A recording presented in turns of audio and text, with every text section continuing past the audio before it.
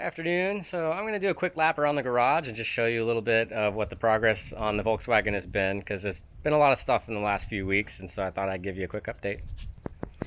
Starting right here, I have the fuel tank that's been completely refinished. The inside's been scrubbed out, re-sealed, and I've got a fresh sending unit. I cleaned up the gas cap with a wire brush and got it looking nice, and I had the whole thing nice and painted fresh and black. And today I pulled out all of the seats and I stripped off all of the seat cushions and the vinyl and everything, and I pressure washed them, cleaned them all up to get ready for the new interior pieces. Back here in the back of the car, I put in the latch mechanism for the trunk, both the bottom part and the top part. This guy here, these are actually working now.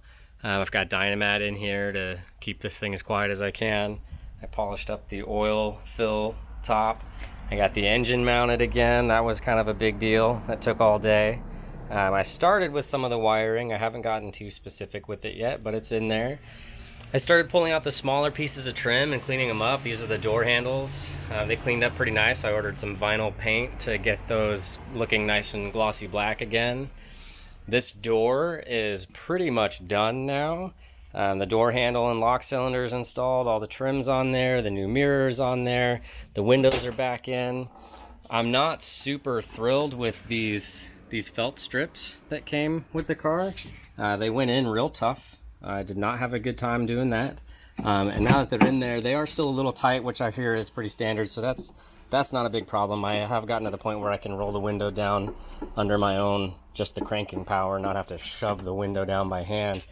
And I don't know if you can see this, but the little shiny bits in there, the window has already rubbed through these vinyl pieces into the backing, the metal backing of this stuff. Total junk. And then the scrapers here, they don't scrape anything. They barely touch the window at all. The outer one touches across maybe 3 inches, and the back one doesn't touch the window at all.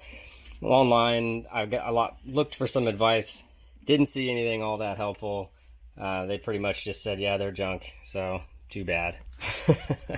But it works. I know that it's going to leak, but I know they're also designed to leak. The water actually comes down through some channels in the door, lands in the bottom here, and then drains out this little corner. There's a little spot right here where the water can get out of the door. So I'm not really worried about it, but I was just disappointed. I spent a lot of money on them, and it took a lot of time to put them in, and I'm not real happy.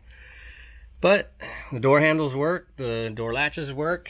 I haven't put the panels on yet because I've been doing dirty stuff and I don't want to get anything dirty. So I'm saving to put my cream interior in here until all the dirty work's done. Up in here, I put the fresh air boxes back and the new hoses to drain them. All of the linkage is back, and the control handles and whatnot are all functioning. The glove box latch is back in there. Again, all the Dynamat everywhere. And that's all done and pretty good. I'm starting to work on this dash. I just set it back here in place. It's not bolted in. There are some cracks you can see along here that need to be worked on. And I've ordered some plastic welding stuff. It's kind of like an epoxy that you can use to fill in holes and then shave it down, make it smooth like the rest of the vinyl, and then I'm going to paint this with that same vinyl paint that I got for the door handles. So yeah, that's been my progress, really. And at this point, I'm just kind of taking things slow. I have school, and when I get out of school, I take as much time as I can to knock out what I can, and that's kind of been my project so far. Oh, one thing I forgot to mention, the windshield wiper motors. So this was a 6-volt car, and so let me see if we can find it.